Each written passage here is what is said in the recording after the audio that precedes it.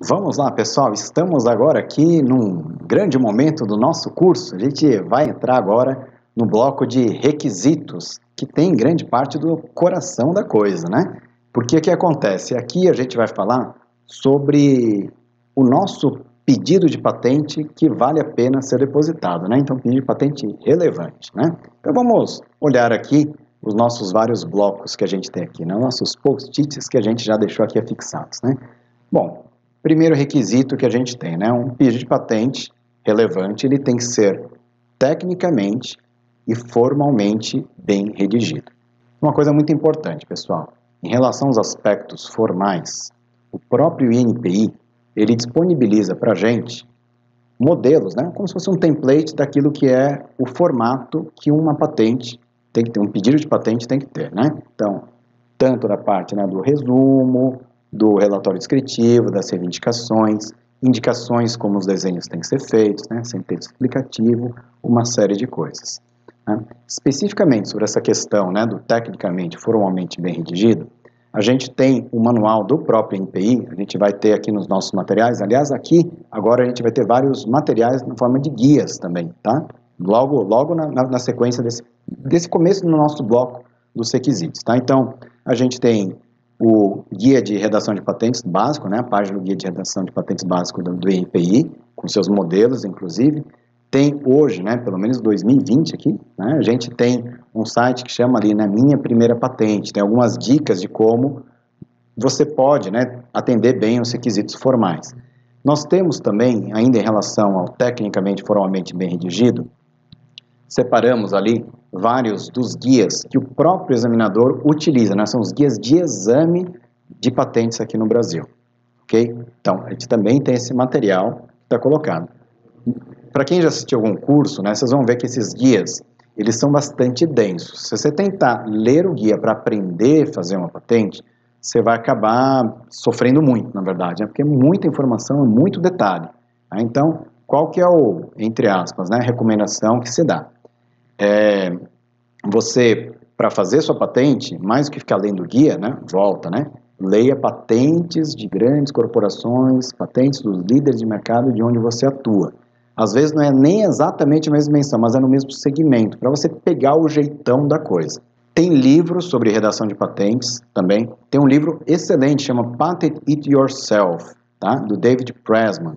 É um dos best-sellers de livros para inventores dos Estados Unidos. Tá? Muito bom, né? Fala sobre a estrutura do documento de patente, sobre os desenhos, fala até sobre contratos, né? Também. Tem um outro, né, que chama How to Profit from Your Ideas. Bem que aqui eu já estou saindo um pouco, né? Mas outros livros que a gente vai ter aqui indicações também, né? Se não nesse bloco, em alguns outros blocos. Mas legal. Então, tecnicamente, formalmente bem redigido, pessoal, recomendação, né? Leia muito patente de outras empresas, veja patente de grandes empresas depositadas aqui no Brasil. Eu não recomendaria usar patentes depositadas inicialmente do Brasil como referência para muita coisa, porque nós não estamos num país hoje que tem tradição de proteção intelectual, né? De ter patentes muito bem redigidas de invenções do Brasil indo para fora. Normalmente são muitas grandes corporações, né, que trazem, né, as suas tecnologias aqui do Brasil e procuram proteger para impedir terceiros, né, ter alguma barreira de mercado aqui também, tá bom? Então, legal. Então, sobre essa questão tecnicamente e formalmente bem redigido, a gente vai ter aqui, então, mais materiais no nosso site. Vamos para o nosso segundo post-it aqui, nos nossos requisitos, né? Que não entregue aquilo que seja melhor ser mantido em segredo.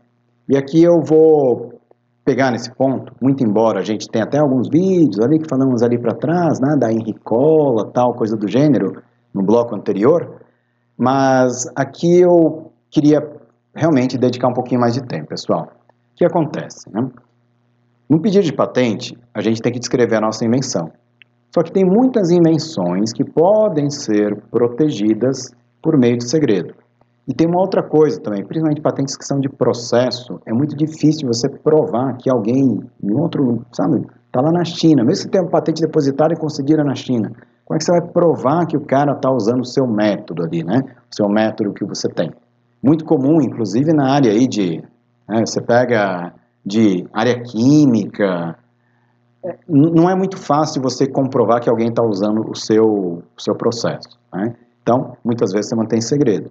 Outras coisas, né, que você mantém segredo na área de produtos naturais, alimentos, a gente depende muito mais, né, de cadeia de fornecimento, né, e daí tem tudo, né, época de colheita, qual é a cultivar, qual é a variedade que você tem, como que você faz, né, e, olha, tem muita coisa que você consegue manter em segredo. Então, normalmente, o que a gente coloca numa patente, né? A gente coloca aquilo que não dá para manter em segredo, que quando você colocar o seu produto no mercado, alguém vai poder fazer uma engenharia reversa naquilo e chegar, provavelmente é o caso de você ter uma patente, né? Solução técnica, de problema técnico, nova, né? Não óbvia, e eu até colocaria, né? E que você consiga provar que o potencial infrator está infringindo.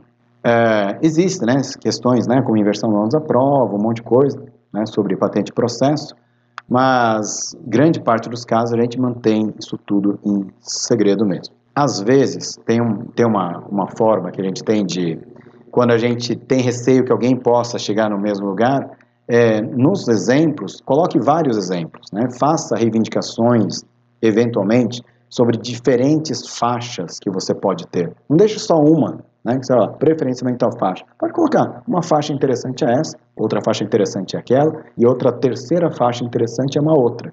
Né? Cada uma pode ser interessante para um lado, né? E é uma forma de você não deixar tudo muito fácil, né, para o seu concorrente ou para qualquer outra empresa. Bem, e outra coisa muito importante, pessoal, seu pedido de patente, ele só vai ter esse poder de impedir terceiros onde ele for depositado e concedido.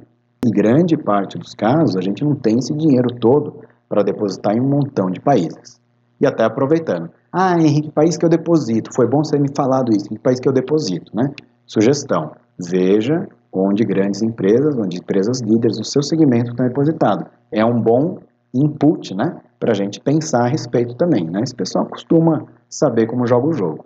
Próximo post-it. Vamos lá. Um requisito importantíssimo, né? Com reivindicações abrangentes. Então, o que acontece, né? A gente viu ali, né, que o escopo de produção da patente ele é definido com base nas reivindicações, interpretado com base, né, no relatório descritivo e nos desenhos. E quanto mais A e B e C e E vai ficando mais restrito, né? Porque E vai intercalando, vai ficando super restrito. Então, qual que é o nosso objetivo com o nosso pedido de patente, né? Ser o mais abrangente possível, ainda atendendo os requisitos, né, de novidade e atividade inventiva. Aí, seguir resolvendo ali o seu problema técnico de forma técnica. Legal, então esse equilíbrio é muito difícil a gente chegar. Porque, sabe, se eu pedir demais, de repente, demais abrangente, vai esbarrar em alguma coisa. Se eu pedir muito estreito, eu vou deixar perder, né? Então, qual que é o macete que a gente tem aí do meio caminho? A gente pode trabalhar, né, lembra? Patente, né, é um mecanismo de proteção de uma solução técnica e um problema técnico, né, novo e não óbvio, né, uma solução nova e não óbvia. Então, o que acontece? O macete que tem aqui, ó, dica da cozinha, quando você for trabalhar com reivindicações, trabalha sempre assim, ó, faz um quadro que é qual é o problema técnico que minha invenção resolve. E você fala, para resolver esse problema técnico que eu quero resolver, qual é a quantidade mínima de elementos caracterizantes ou do preâmbulo, tipo a base. O mínimo é isso daqui, ó. E às vezes você fala, mas esse mínimo que resolve esse problema técnico já não é novo, né? Já tem gente que faz. Então fala, então, perfeito, mas assim, problema técnico número 1, o macro problema, ele já foi resolvido de outras formas, legal? E que inclusive tem essa sua base. Aí então vamos para o segundo subproblema técnico. Mas para resolver esse problema técnico, talvez você tenha algum problema técnico relacionado. Aí você vai para um nível a mais, né? Você fala, mas que mais que tem na sua invenção? Você fala, não, mas tem uma coisa que eu colocando aqui que melhora. Então quer dizer, então o seu problema técnico principal quer dizer que ele pode ser melhorado. Então ele tem um problema do problema, entendeu? E aí você consegue fazer um segundo bloco, que é, qual que é o meu segundo problema técnico, que é o subproblema técnico do primeiro. E aí você fala, qual é a construção mínima disso? E vai fazendo isso até você chegar num ponto que você fala, opa, aqui, olha, dificilmente alguém chegou nesse subproblema técnico que eu cheguei.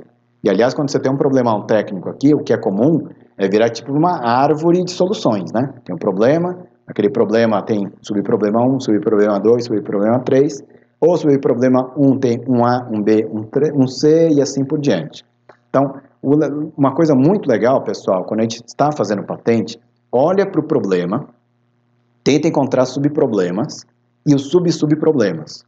E aí, quando olha aquilo de longe, né, porque você muitas vezes acaba descobrindo que um subproblema daqueles que resolve o seu problemão técnico inicial, ele também resolve outros problemas.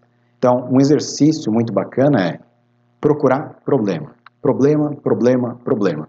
Aliás, vocês já ouviram aquele jargão que diz assim, apaixone-se pelo problema? A solução desapega, né? Agora, o problema é central. Então, a gente precisa, né, quando a gente está fazendo uma patente, identificar justamente, né, problemas e subproblemas. Essa questão de problemas e subproblemas, eu diria para vocês que seria assim, quase que um macete, né, uma dica da cozinha maior. Por quê? Porque quando a gente vai resolvendo os subproblemas ali, a chance de alguém ter uma anterioridade do sub, cada vez vai ficando menor. E quando você tem uma ideia do todo, você tem ideia de relevância, inclusive de soluções de outros problemas também. Como essa história de problema técnico, sobre o problema técnico, ela é muito, talvez, não seja tão fácil de a gente abstrair, eu vou trabalhar com um exemplo, mas num vídeo separado, tá? Para a gente falar sobre essa questão do problema técnico e do subproblema técnico, tá? Não percam os próximos episódios.